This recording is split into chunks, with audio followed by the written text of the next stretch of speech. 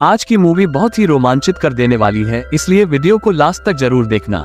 Movie की शुरुआत में हम देखते हैं कि आज बंदरों की रानी ने 2 बच्चों को जन्म दिया है। बंदर राजा अपने बेटे को उठाकर उसे डराने लगता है। बेटा गुस्सा होकर अपने पिता को एक जोरदार पंच मारता है। बंदर राजा उसके ही जैसे निडर बच्चे को देखकर बहुत खुश होता है। सेनापति औलादमी भी उसकी बहुत तारीफ करता है, लेकिन तभी बंदर राजा का सेनापति बंदर राजा को उनके दूसरे बेटे को दिखाते हुए कहता है, इस कमजोर बच्चे का जन्म पहले हुआ है, इसलिए उत्तराधिकारी बनने का अधिकार भी इसका है। तभी बंदर चुड़ैल आकर राजा से कहती है, इसमें आपकी कोई गलती नहीं है, इसमें प्रकृति की गलती है। जनता इस कमजोर बच्चे को कभी भी राजा स्वीकार नहीं करेगी। बंदर चुड़ैल राजा से कमजोर बच्चे को मारने के लिए कहती है। बंदर माँ को पता नहीं था। बंदर राजा कमजोर बच्चे को मारने के लिए औलादमी को सौंप देता है। फिर कबीले के सामने मजबूत और स्वस्थ बच्चे को उत्तराधिकारी घोषित कर दिया जाता है। कमजोर बच्चा औलादमी के हाथ से नीचे गिर जाता है। सौभाग्य से बंदर भाग्यशाली था। गिरते समय वो एक बेल में फंस गया। वो भेड़िए के मुंह में जाते जाते बचता है, लेकिन उसे तो ये खेल लग रहा था। वो भेड़िए के मुंह की तरफ हाथ करने लगता है, जिससे भेड़िए ने उसके एक हाथ पर काट लिया। भेड़िए के खाने से पहले इयान नाम का बड़ी नाक वाला बंदर उसे बचा लेता है।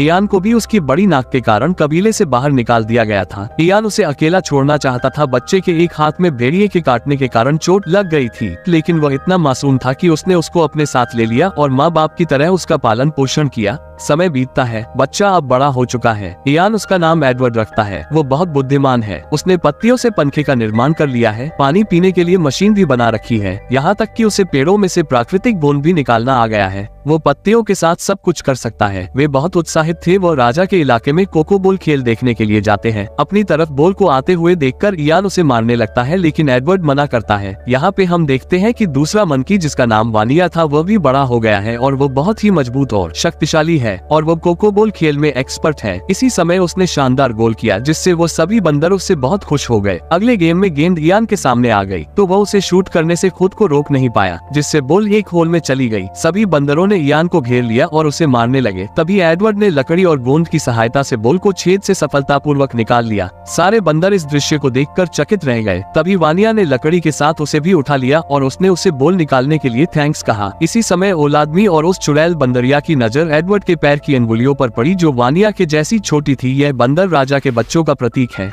वो दोनों तुरंत समझ गए कि यह राजा का पहला बेटा है। वानिया ने उसे एक तरफ गिरा दिया, लेकिन वो शांत बना रहा। वानिया बोल को जैसे ही उछालने लगता है, लेकिन वो बोल उसके हाथों में चिपक जाती है। फिर किसी तरह एक बंदर उसे निकाल देता है। बोल उसके हाथ से छूटकर सीधा जाके वानर राजा के सिर पर चिपक गई। एक टकले बंदर ने बोल को जोर से खींचा, जिससे बोल के साथ साथ बंदर राजा के सर के बाल भी उखड़ गए। बंदर राजा ने अपने बालों के नुकसान के लिए एडवर्ड को सजा देने के लिए बुलाया। इस समय एडवर्ड पेड़ से पत्तियां तोड़कर राजा के लिए मुकुट बनाया और राजा सिर पर रख दिया। सारी बंदर प्रजा को ये बहुत अच्छा लगा। एडवर्ड ने तुरंत ही एक मिरर भी बनाया। वानर राजा ने अपनी शान देखी और उसे बहुत खुशी हुई। सबको खुश देखकर एडवर्ड ने वानर राजा के लिए बेलों से एक झूलेदार सिंहासन बनाया। बंदर राजा को उस पर बैठकर बहुत मजा आया। इधर उस बंदरिया चुड़ैल ने गुफा में टिड्डों को वश में करके टिड्डों की सेना को एडवर्ड की तरफ छोड़ दिया। तभी बंदर राजा चट्टान से गिर गया और मौके पर ही बेहोश हो गया। सभी को लगा कि एडवर्ड ने उनको धक्का देकर गिरा दिया होगा। इस कारण वानिया ने उसे ऊंचाई से नीचे गिरा दिया। जब बंदर राजा जगा तो उसको झटका लगा। वो वानिया पर गुस्सा करते हुए कहता है कि एक बंदर दूसरे बंदर को कभी नहीं मार सकता है। उसे एडवर्ड के लिए दुख हो रहा था। इधर ऊंचाई से गिरने की वजह से उसे काफी चोटें लग गई थी। जब वह उठा तो उसने विशाल भूमि को देखा। चोट की वजह से वह ठीक से उठ भी नहीं पा रहा था। इयान उसे पेड़ पर वापस लाना चाहता था, लेकिन एडवर्ड आगे चला गया। अब उसके सामने 2 बड़े शुतुरमुर्ग थे। उनसे फल लेने के लिए उसने अपना सिर उठाया।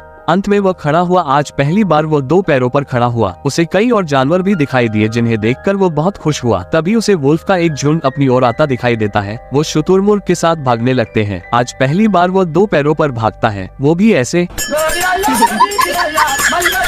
भागते भागते वो शुतुरमुर्ग के पैरों को ध्यान से देखता है। अब उसने जल्द ही आगे दौड़ना सीख लिया। सभी बंदर उसको 2 पैरों पर भागता हुआ देखकर हैरान हो जाते हैं। राइनो को वुल्फ आते दिखाई देते हैं। वो राइनो भी वुल्फ के डर से एडवर्ड के पीछे भागने लगते हैं। एडवर्ड गलती से उन राइनो को पेड़ की तरफ ले आता है और वो सभी पेड़ पर हमला करने लगते हैं।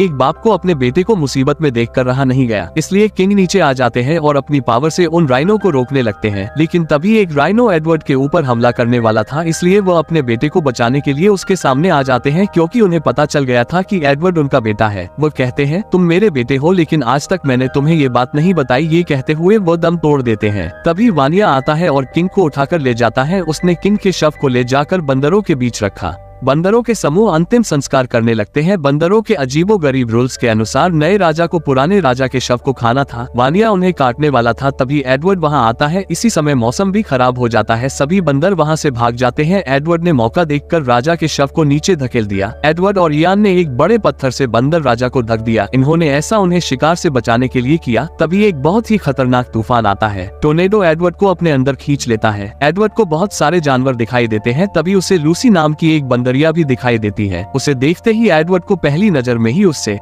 समझ रहे हो ना? नहीं। तभी लूसी नीचे गिर जाती है। एडवर्ड उसको बचाकर ऊपर आने लगता है, लेकिन तभी रस्सी टूट जाती है। वो गिरने वाले थे, लेकिन तभी वहां आकर इयान उन्हें बचा लेता है। एडवर्ड उसे बताता है, मैंने तुम्हारी जान बचाई है। अब वो भी उसे अपना नाम लूसी बताती है। फिर उन्होंने सूरज अस्त होते देखा। उन्होंने खूब बातें की। एडवर्ड उसे अपने घर के बारे में बताता है। फिर एडवर्ड एक मशाल बनाता है और लूसी को अपने घर की तरफ ले जाता है, लेकिन गलती से उससे एक छोटे से पौधे में आग लग जाती है, जिससे सभी बंदरों को लगता है कि यह हमें नुकसान पहुंचाने वाला है। इसलिए वो सभी उसे पत्थरों से मारकर भगा देते हैं। फिर एडवर्ड वुल्फ की गुफा में आता है और वुल्फ को मशाल से डराकर वहां से भगा देता है। लूसी उस गुफा को देखकर बहुत खुश हो जाती है, क्योंकि वो बहुत ही बड़ी और सुरक्षित थी। फिर वे आग जलाते हैं और सभी बंदर उन्हें पेड़ से देख रहे थे। अगले दिन लूसी एडवर्ड को फल तोड़ना और निशान लगाना सिखाती है, मगर एडवर्ड ज्यादा दूर तक पत्थर नहीं फेंक पा रहा था। मगर जब लूसी उसे सिखाती है तो धीरे धीरे वह सीख जाता है। वह जानवरों का शिकार करना भी सीख गए थे, यहाँ तक कि एडवर्ड एक वुल्फ को पालतू बना लेता है। वो दोनों रात तक बहुत सारा खाना इकट्ठा कर लेते हैं। सभी बंदर पेड़ से ये देख रहे होते हैं। अब उन्हें पत्थरों से आग जलाना भी आ गया था। रात में लूसी शिकार किए गए जानवर को कच्चा ही खाने लगती है। एडवर्ड को ये पसंद नहीं आता, इसीलिए उसे आग में डाल देता है, जिससे उसमें से खुशबू आती है। खुशबू पेड़ के बंदरों के पास भी पहुंच आती है। उन्हें भी भूख लगी थी, इसलिए वह भी नीचे जाने की सोचते हैं, लेकिन तभी पेड़ की आत्मा की भयानक चिल्लाहट सुनाई दी। फिर से मंडली में बवाल मच गया। सभी डर गए, लेकिन एक जिज्ञासु छोटा बंदर उस आवाज का पीछा करते हुए गुफा में आया और उसने देखा कि वहाँ तो वो चुड़ैल बंदरिया है जो भयानक आवाज निकाल रही थी। बंदरिया उसको मारने के लिए उसके पीछे भागती है। सभी बंदर जैसे ही ये देखते हैं बंदरिया को मार मार कर उसे वहाँ से भगा देते हैं। फिर वे पेड़ से उतरकर जमीन पर जाने लगते हैं और वानर भाई की शरण में चले जाते हैं। एडवर्ड उन्हें अपने पास आने देता है और उन्हें खाने के लिए खाना और रहने के लिए जमीन भी देता है। फिर वो आसपास की चीजों को बजाकर नाचने लगते हैं। वो अब रात में उजाला भी करने लगे। वानिया और उसकी पत्नी अकेले पेड़ से देख रहे थे। अब काफी लंबा समय बीत चुका था। अब लूसी भी गर्भवती हो गई थी। सभी बहुत खुश थे। अब वो आधुनिक युग की तरह गांव बनाकर रहने लगे थे। तभी चुड़ैल बंदरिया अपना बदला लेने के लिए टिड्डों की सेना एडवर्ड के गांव की तरफ भेज देती है। टिड्डों की सेना वहां सब कुछ तबाह कर देती है। सभी बंदरों को लगता है कि टिड्डों की सेना को वानिया ने भेजा होगा। सभी बंदर गुस्सा होकर मशाले लेकर वानिया के पेड़ की तरफ चले जाते हैं। सभी बंदर वानिया के पेड़ को जलाने लगते हैं। एडवर्ड उन्हें बहुत रोकता है। बंदर पेड़ की जड़ों को काटने लगते हैं। ये देखकर वानिया उन पर हमला कर देता है और एक एक करके सभी को मारने लगता है और इसी समय पेड़ में भी आग लग जाती है। एडवर्ड और वानिया लड़ते हुए दूर गिर जाते हैं और तभी एडवर्ड देखता है कि वानिया की पत्नी पेड़ पर फंसी हुई है। वो एक बेल की सहायता से उसे बचा लेता है, लेकिन तभी नीचे उसके ऊपर एक लकड़ी गिर जाती है। अब वहाँ आग अपना भयानक रूप ले लेती है। सभी वहाँ से भाग जाते हैं। वानिया जैसे ही अपने छोटे भाई को मुसीबत में देखता है तो वह भागकर उसे बचा लेता है और अब वो चुड़ैल बंदरिया भी जलकर मर चुकी थी। अब सब कुछ जलकर राख हो चुका था। वानिया बहुत दुखी होता है क्योंकि उनके पुरखों का पेड़ जलकर नष्ट हो चुका था। अब दोनों भाइयों की नफरत स्नेह में बदल जाती है। वो दोनों आपस में गले लगते हैं। अब सब सोचते हैं यहाँ तो सब कुछ खत्म हो चुका है, अब हम कहाँ जाएंगे। लेकिन तभी एडवर्ड को कुछ पक्षी दूसरी जगह जाते हुए दिखाई देते हैं। पक्षी जिस तरफ गए हैं वे सभी भी उसी दिशा में जाने लगते हैं। कई दिनों के सफर के बाद आखिरकार वो एक नई जगह व्हाइट माउंटेन पहुंच जाते हैं, जिसे देखकर सभी लोग बहुत खुश होते हैं और यहाँ पर मूवी खत्म हो जाती है। तो दोस्तों, आपको मूवी कैसी लगी कमेंट करके जरूर बताएं और ऐसी ही और वीडियो देखने के लिए वीडियो को लाइक करके चैनल को सब्सक्राइब कर लीजिए और नेक्स्ट मूवी आपको कौन सी देखनी है कमेंट में जरूर बताएं।